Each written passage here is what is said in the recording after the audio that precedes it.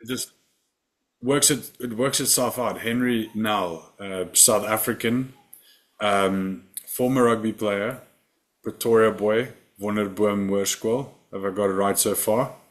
Yeah, Not everything not so far. not quite as handsome as the guy who discovered him, but you know, let's say kicks a ball equally as well, if we can put it like that. Going into Whatever makes you sleep at night. going into your eighth year as a professional kicker, right? I think It's you've gonna kicked. be it's gonna be season 7. Um, because COVID did play a big role. That kind of canceled the whole season out of us. So Yeah. in total, yeah, it would be close to 8 years, but it's definitely season number 7. Well, I mean, you've been kicking professionally for longer than, well, for almost as long as I've been coaching professionally, which I guess I started, I think you were my first, let's say my first real student, when I was trying to figure this stuff out, and I just had come back from the US, which was brutal Yeah. to have been the first to put my toes in that water. And then we found each other at Tux one day. If I Yep. remember correctly, I was kicking from 60 and you were kicking from 50 on the field next to me. And then you moved to 60 and I moved to 61. And then you moved to 62 and I moved to, and it just kept on going until we both couldn't make the kicks anymore. And then, I think I came over or you came over, long story short, we've been walking this journey together for a long time. So yeah, take me back. I'm getting old, so maybe I've forgotten some of the details. Yeah, it was 2016. It was somewhere, I believe, in, I want to say August or September. And I was actually at Tux with a Blue Bull practice. We were going into one of the seasons. And This obviously, me, was this with the IPT teams or yes, this was not part of school rugby. This was all club rugby, but this okay. was, I mean, I played IPT as long as I can remember. I think 5 years or 6 years or so. And I remember I was kicking, and this guy next door, I always took pride in having a cannon of a leg. So as soon as I saw this guy backing up a little bit more, I was like, well, if there's somebody that's going to launch a ball today, it's going to be me. So I started backing up, and that's where the battle kind of like happened. Um, and then, yeah, you came over eventually, and we started like talking, and you were like, so this is who I am, and this is what I do, and you want to be friends? And I was like, hell yeah, why not? So Yeah, that's kind of where we started off. did we just become best friends? You know, for me it was, I guess, just coming back from the States and having a little taste of that, just a little taste of that NFL stuff, like having done a Yeah. workout with the Chargers, and I was exhausting every single resource that I had to try to get back and do this thing, and just having experienced the reality of it. And so the first thing I thought, like, of course, like let me start a kicking academy so I can have other guys pay me so I can train, and then I'll help them along the way. And that was, I guess, the scam I was running at that point. But then it sort of developed into this thing where you know it became an actual like occupation. Like I've been doing this for 10 years. I've been coaching for 10 years, and it's obviously for me to look back at it and see guys like you. And I had a interview earlier with Carl Mayer, just guys that just had the potential, needed somebody to believe in them, and just maybe some guidelines in the right way, or in the right direction. And here you are, 8 years later, going on your seventh professional season. And I'll never forget this in my life. Your The first time we we did a fundraiser at, I think it was Colburn Golf Course. I think we put a Yeah. sheep on the spit, and then we raised some money and just bought you a plane ticket and just sent you to the States and said, Hmm. go kick some balls. We got your workout with, because no universities were interested in any of our stories. Absolutely. I think at that time it was still a little foreign to have a guy that's never played the game before come out and kick for your team.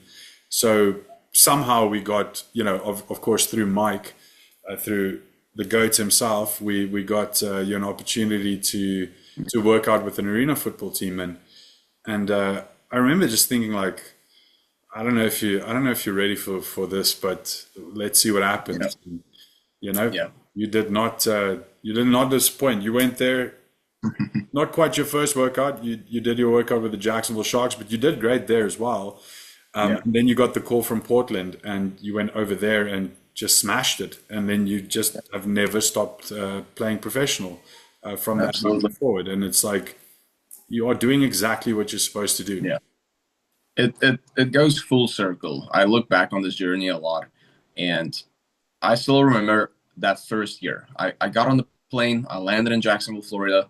If it wasn't for Mike at the time, like, I would have been lost. I wouldn't have no idea where to go, what grocery stores to go to. Like, he was a real big help there, but not only just in that aspect, but also with the fundamentals of kicking. Like, you and I both could kick a rugby ball really well, but then throwing in a football, which is a completely different animal itself, it was challenging. So Mike really stepped in. He saw I remember our first session. I thought I had it until I started kicking with him, and I was like, what am I doing? I look so amateur. Like, it looks like I've never kicked a ball in my life. And that's when I got a big respect for a football, because it's such a niche thing. Like, it's so much harder than kicking a rugby ball. You have to be so disciplined in your technique.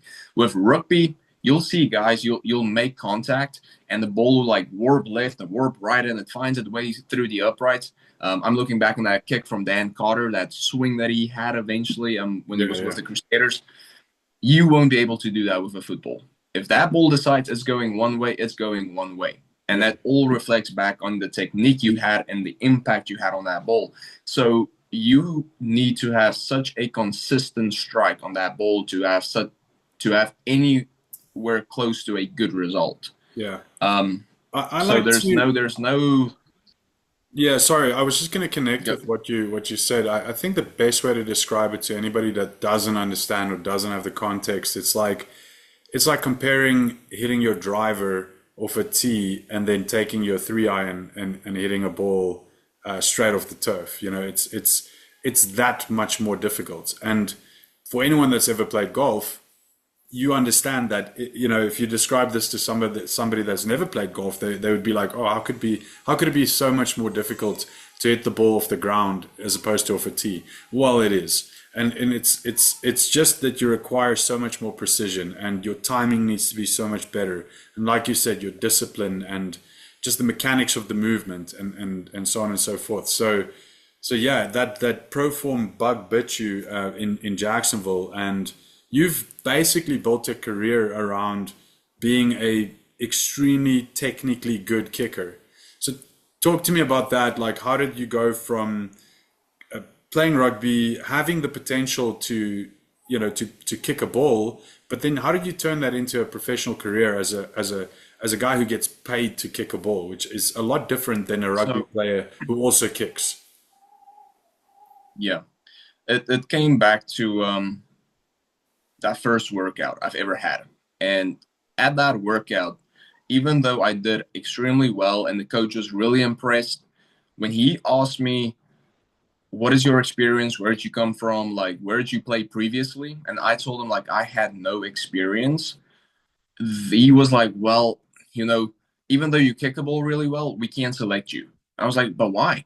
He's like, well, there's so much more that goes into kicking. It's like, how do you handle the pressure in that moment? The game is on the line. You're on the field. There's 9 or 12 guys trying to block you. Like, how do you handle that situation? It's not just about kicking a ball. It's everything that goes into that complete operation. You get a bad snap, you get a bad hold. Like, how do you adjust last minute? Like, the ball is wet, you're playing in the rain, like all those things has a factor. So to make a career out of it, you needed to build building blocks of years of experience.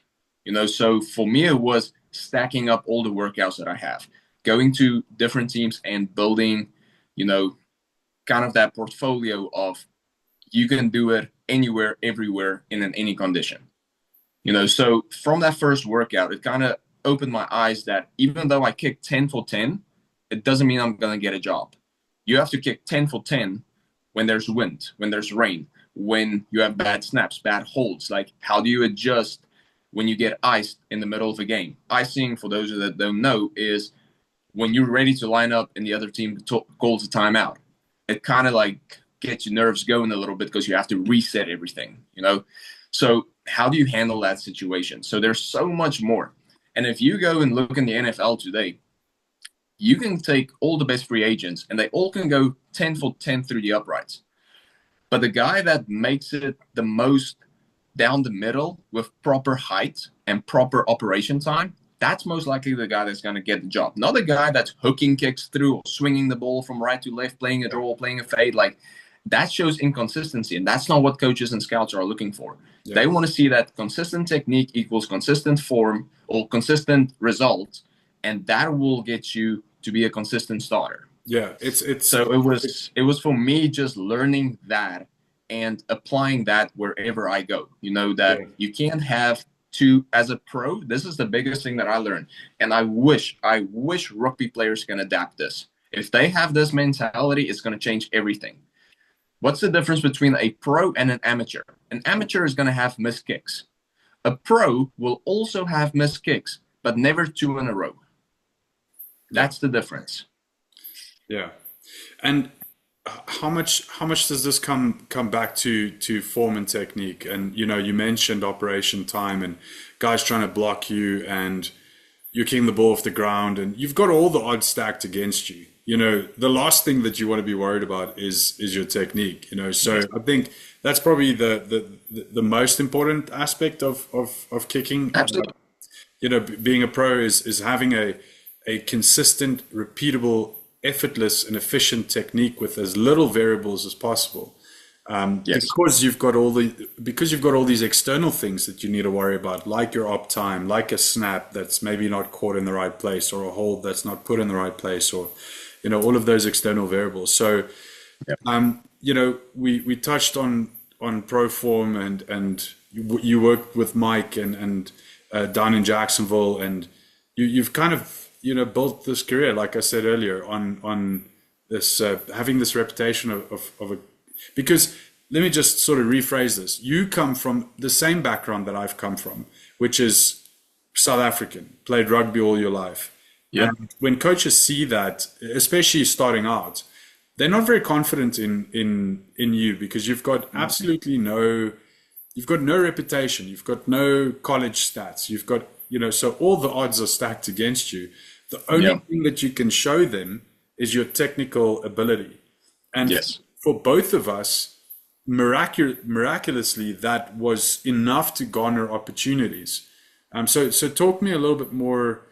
Talk me through that sort of idea of having this form and working on this form and how that has helped you in your career. Yeah.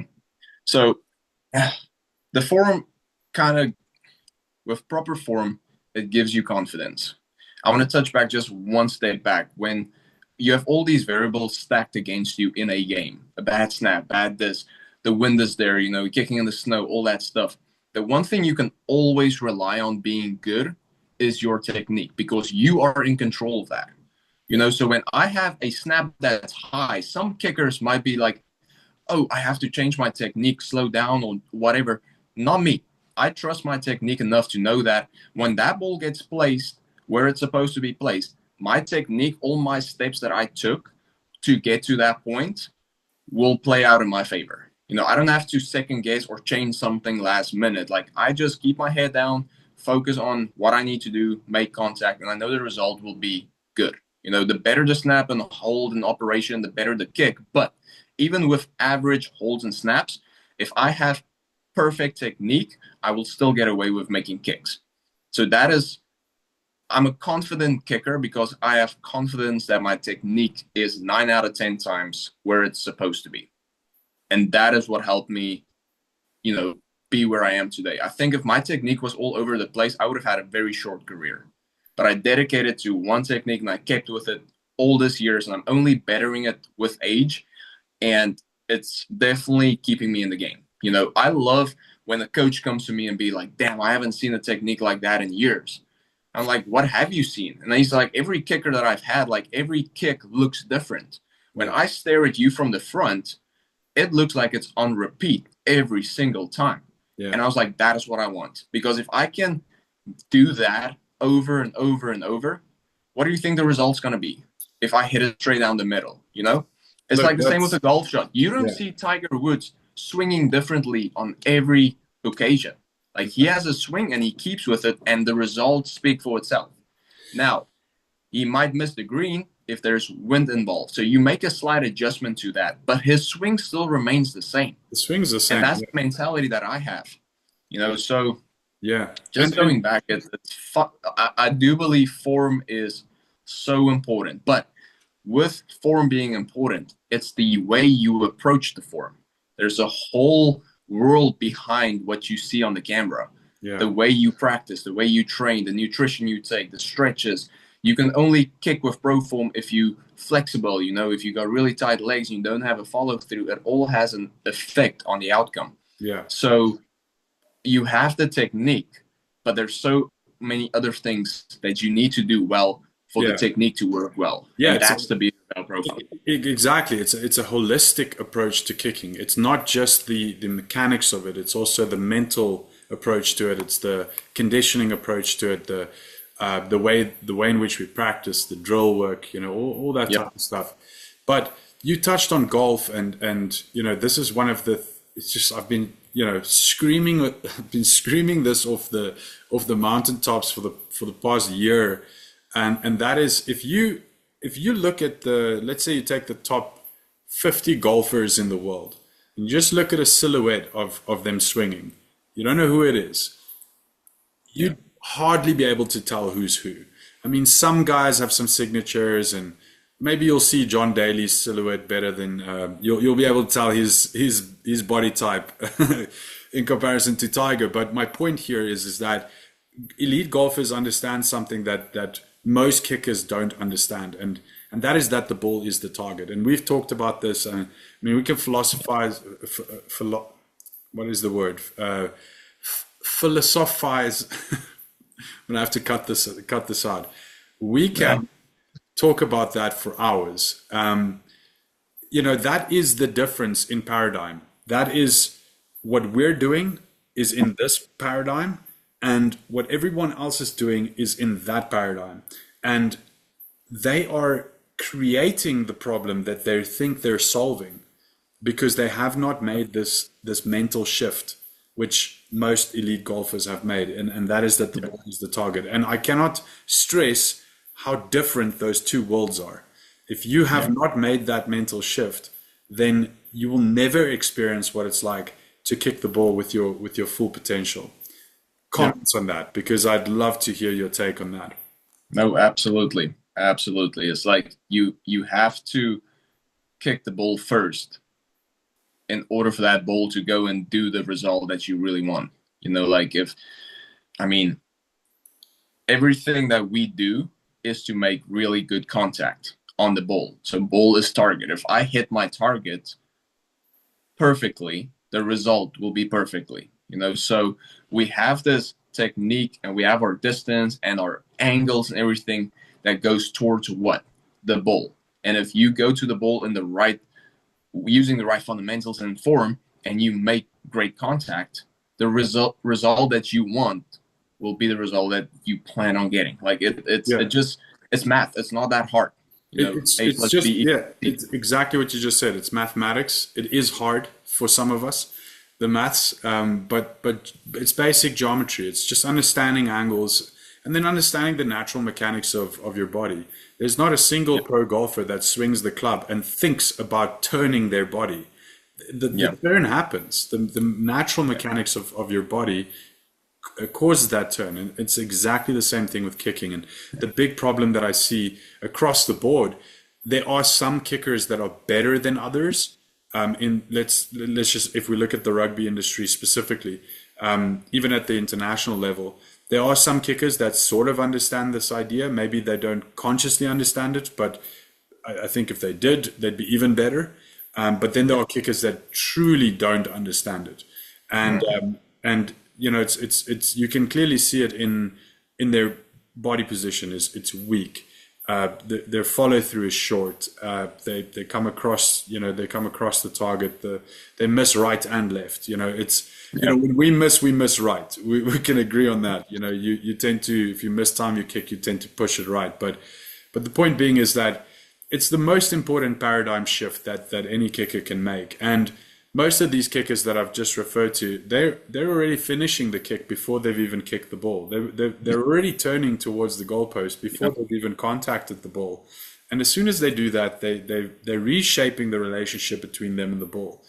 And I think it's just understand, like once you get that, once you really understand that, it's really actually so logical. It really makes so much sense. You know, as soon as you turn before you get to the ball, you're just opening yourself up to so many different variables, and you're just losing so much potential. You never kick the ball with all of your potential. It's another thing that I've seen in the rugby industry, and it always bugs my mind. You know, I've always been a kicker that kicked from a low tee. I've had a Gilbert 320. It was literally 3 centimeters off the ground. And I even cut that in half at one point, because the higher I went up, the more I undercut the ball and I had spin. So my technique required something that was lower to the ground, which obviously benefits me now with football because I have such a upright position. Yeah. But the thing that I always keep thinking about is there wasn't kicking tees back in the 80s and 90s. You had guys kicking off the ground. Off the ground. I'm taking even my dad's era, like he was kicking off the ground. Nas Bueta, a guy that I've had conversations with in the past, even he was, if anything, maybe had a little bit of sand, but he was kicking off the ground. Yeah. When did this shift in rugby happen where we started moving up and then we started seeing more and more missed kicks? Yeah, and exactly. Honestly, when I watch international rugby, which I still love to this day, I don't see a lot of misses from the guys kicking off low tees. I'm seeing more misses of the guys kicking off these towers. I can write a book. Make it make sense. Yeah, I can write a book. I can tell you exactly why they're missing more kicks off higher tees. It's again simple geometry and body mechanics. You cannot be balanced when you kick off a high tee, or the higher the tee, the less balanced you can be, and it comes down to that. Imagine you're trying to hit a golf ball. You're a pro, but you are required to be off balance to make contact with the ball. No pro golfer would do that. Never. It would never happen. You know, and that's it's like giving it's like giving a golfer a 20 centimeter height little tee, and you got to hit this ball from this high off. You got to lean back now. You got to do something funky with your body in order to make that good contact. But no, they all have a certain. If you look at the club face, where do they line up that ball? In the sweet spot of the club face. Okay. So the same thing with our foot. We need to find a position where the ball makes perfect contact with the sweet spot on your foot, which is, for me, naturally from the ground. If the ball's up and I'm standing tall and I'm planning where I'm supposed to plan with the speed and the lean back that I'm supposed to do, if I swing my leg, the ball is already where it's supposed to be on my foot, making contact on the sweet spot. You know, I don't have to do nothing with that ball and adjust my body to make that contact. It just happens. You know, because the fundamentals is in place. And this is just one avenue of let's say inferior mechanics or inferior methods that's prevalent in the rugby industry. One of the other things that I talk about quite often, actually almost every day when I'm coaching kids across the country, whether it's virtually or in person, no one understands separation. Like once I explain it, anybody listening to this will kind of click what I'm saying. I mean, it's kind of logical once you think about it, but you cannot kick the ball if you're in the same space as the ball. And so if you're approaching down a line which is either too narrow to the ball or too connected to the ball or directly connected to the ball, at some point you're going to have to create the separation dynamically in your approach. And that has an effect on the way your swing works and where the swing goes and where your body is. And that's another reason why a lot of these kickers are missing kicks, because they don't understand where to approach in the first place. They don't understand the potential of approaching with the correct separation already engineered in your approach, so that you don't have to move anywhere to kick the ball. You don't have to Yeah. move away from it. You don't have to move towards it. The ball is exactly where it's supposed to be, and all you're doing is maintaining that relationship. And that's another thing that boggles my mind. And I fear what we're moving into is just as professional players that have been taught these techniques, they become coaches, and it's just this recycling of the same. Yeah. These guys can't escape this paradigm because they're sort of stuck in it. And this is the mission, right? This is what we're trying to do. To piggyback off that is, if you go into the medical field and stuff, they coming out with new studies that shows that things that's been in school handbooks and things like this for the last 20 years, that things are proven not to work, and they change things. Yeah. They found out like, oh, this method actually with more studies is shown to be non-beneficial. So here's a new study that shows that this one is more beneficial. So coaches and everybody are holding on to all these old things that, like you said, it's been recycled over and over. Yeah. That isn't the most beneficial, but it's worked at one point in time. And guys are holding on to something. They're beating a dead horse. Yeah. Like, let go of it. Here is the new foundation. Here's the new founding fathers of kicking. Like, what we are teaching is proven to work. Yeah. Like, anybody that wants to argue that with me, let's go to a field and we'll line up. And whoever walks away victorious, that's proven that's the better technique. I am willing to take on the world because I've seen it work. Yeah. Like, I trust and believe in it. I'm confident in it. I just wish everybody else can jump on this train and see the light. Yeah, it's passion, man. I can see it, and I feel it too. I really do feel it too. And it can be frustrating because you're watching guys being taught the wrong things, and then you see it manifest in watching a Springbok game, and you feel so sorry for this guy. He's taking so much heat because you don't want to be a Springbok and miss a kick and you lose a game. And rugby is so important to us, and it's passion, but it's also you want to help, and you can make a difference. Yeah. The thing is, if you go down the history of World Cups, and I want to say the last decade or so, it might have changed a little bit, but every World Cup has been won by successful kicks. 95, Jules Stronsky had an amazing game, ended with a perfect drop kick because technique, everything started playing a big role. He nailed it. You look at 2007, Montgomery had an outstanding day. Frans Steyn even converted that. It was a 50-something yard kick as well to contribute that penalty. Like that, Stephen Donald in 2011 had a game-winning kick. Yeah. Like the past World Cup, Andre hit that penalty from miles away to send us to the final. Like, do not come to me and tell me kicking is not important. Yeah. I hate seeing kickers these days miss a kick and they just like it's like, you know what, I'll get it on the next one. Like, for me, when I was playing rugby, I could score 5 tries, but let me miss one of those conversions and it was the worst game of my life. I took so much pride into kicking because it was extra points. It's 3 points. If you're good at what you do, that's 2 or 3 points every single time. That's the difference makers in close games. But that's guys these days, I don't feel like it's taking kicking serious. This is where the football mentality starts playing a big role. If you can play rugby at a high level, but your responsibility is a kicker as well. Let's say you do play fly off a fullback and you are the kicker of the team.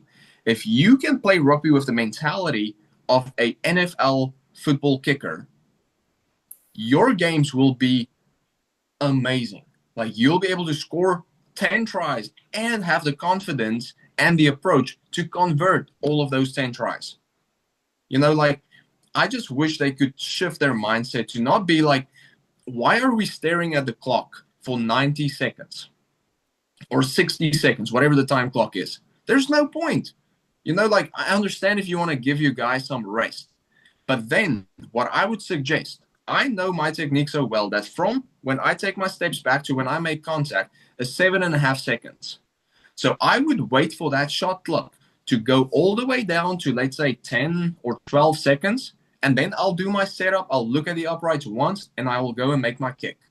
I hate it when I see guys place the ball on the tee, look at the shot clock, look at the uprights, look at the shot clock, look at the uprights, and then go and kick and miss. Yeah, you kind of looked yourself out of that whole but Henry, operation. It's part of that paradigm. It's part of the I've got to steer this ball to the goalpost. It's part of you're trying to figure out by looking at the goalpost, looking at the ball, where does this ball need to go, and all you're doing is you're trying to figure out how to steer this thing there. Whereas when we're setting up, that's essentially how you aim. You're setting up the ball. Yeah. You know where the goalposts are. And then you set up to your relative angle, and you establish that relationship. And I don't ever look at the goalposts again once I've done that. And then I execute my technique, and the ball goes straight. If my angle is correct, then the direction and trajectory of the ball is going to be correct. Absolutely. The last time I look at the ball is when I take my 3 steps back. That's the last time I look at the uprights. Because if I take my 2 steps over and I'm on my right angle, I know that ball is going straight. If I wanted to aim to the right, let's say kick it right, then taking my steps back would be on a different angle. And my angle setup would be different. Like if I take my steps are 3 back, 2 over. If I go 3 back and 3 over, I'm pushing the kick to the right. Yeah. If I'm taking 3 back and 1 over, I'm pulling it to the left. Because my straight kick is relevant to 3 and 2. Yeah. How does a golfer aim? He aims with these bodies setting up to the ball. Exactly. Then he swings the swing, and that's it. Exactly. Like he doesn't aim down the middle and swing to the right or swing to the left. If he wants to swing left, he changes his feet and his body position and swing his regular swing. Swing the regular swing, his normal swing. And the ball goes directly straight left or directly straight right. That's how you play if you were aiming in golf. Why not do the same thing with kicking? Don't steer the ball left or right. Change your whole setup and kick a straight ball. Yeah. It's as simple as that. That's the other thing that people always bring up when you talk about kicking footballs. They're like, oh, but you guys only kick straight kicks. Okay, well, firstly, come and kick a football off the ground at the correct trajectory under the time constraints in the equipment. That's another thing. But the answer, everything is a straight kick. That's exactly everything is a straight kick. Whether it's from the sideline, whether it's from 50 yards out, no matter where you are on the field, your ball goes from point A to point B. And if that's in a straight line, it's a straight kick. The only thing that changes is the little tunnel that you kick through changes. If you're kicking from the sideline, it just gets slightly narrower. Yeah, but that still doesn't mean your ball has to swing right to left or left to right. You kick a straight ball A to B. As simple as that. Simple. And guys don't get it. Guys change everything and manipulate the ball in order to make a kick. When you could have had the same kick 1,000,000 times going from point A to point B if you had the proper setup and technique. Yeah. Henry, we've got 2 minutes and 50 seconds left on this call.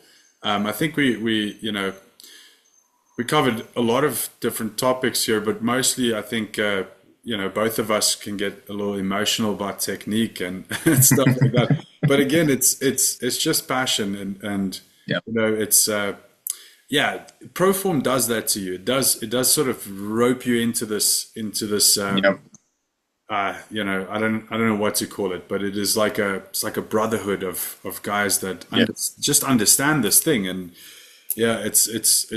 It's a society of scientists. Yeah, it's like the Dead Poet Society. Yeah, but yeah, I think fondly of our training together and thank you. Seeing you achieve what you achieve. And I think one of the best memories of my life was being signed to the same roster that you were signed to. We were both Saskatchewan Roughriders. I was for a couple of weeks before I got released.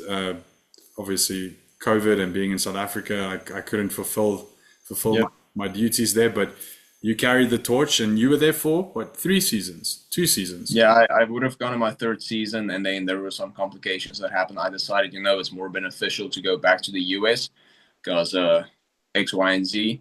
But I wanted to explore the NFL a little bit more seriously and the leagues that was down south. Yeah, So there was a lot of like politics that played a role at the time, and I just decided, you know what, for me and my family's sake, it's a better move to stay in the US and yeah, pursue careers there. So yeah. I'm happy with my decision. And there is no sport in the world without politics. Whether it be it Absolutely. rugby or American football or soccer or whatever, they've all got their politics. But yeah, Yeah. so you're now gearing up for the Arena Football League with the Albany Firebirds is your newest team that you just signed for. You Yes, sir. started with training camp, and we're looking for, obviously I watch you with great pride.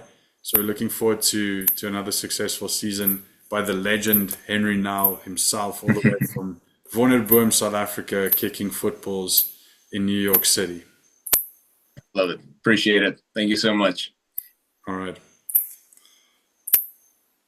Yo, okay, I think it ended.